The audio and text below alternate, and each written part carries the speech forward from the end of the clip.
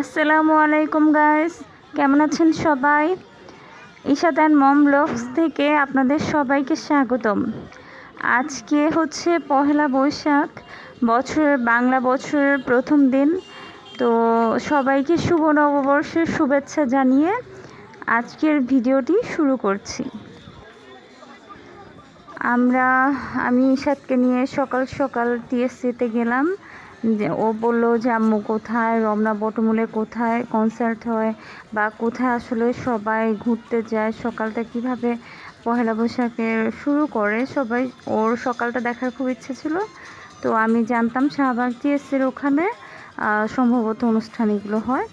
তো ওকে ঘুরতে নিয়ে গেলাম। তো দেখলাম যে অল্প অল্প করে লোকজন আসছে।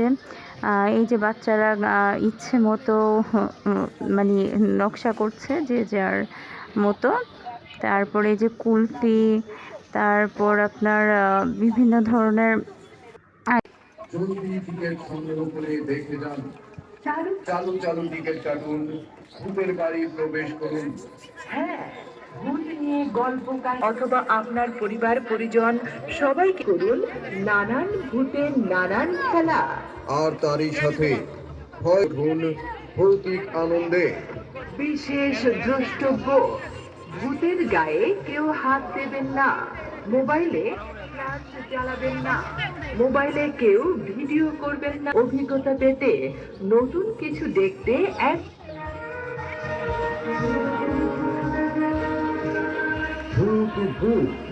সম্মানিত ভাই বোন বন্ধু, আজটা বাস্তবে দেখতে চাইলে চলে আসুন ভূতের ঘরে।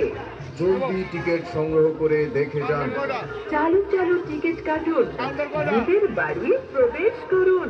চালু চালু টিকিট কাটুন, ভূতের বাড়ি প্রবেশ করুন।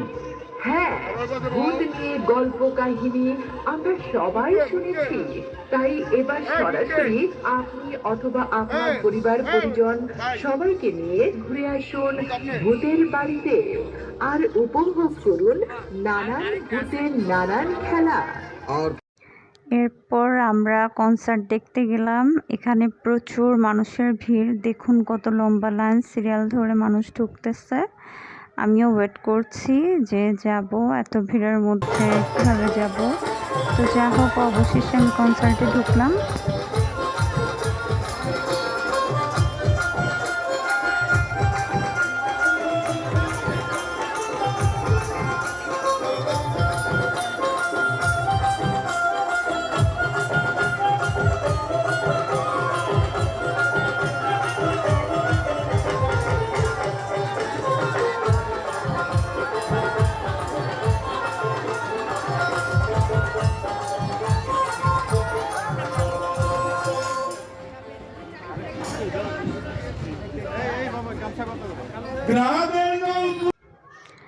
এরপর আমরা দেখলাম পাশে একটা মেলা, আর ফুটপাতে এরকম বাঁশি, তারপরে অনেক অনেক ধরনের বাচ্চাদের খেলনা, মেয়েদের হাতের রেশমি চুড়ি, আরও অনেক কিছুই ছিল।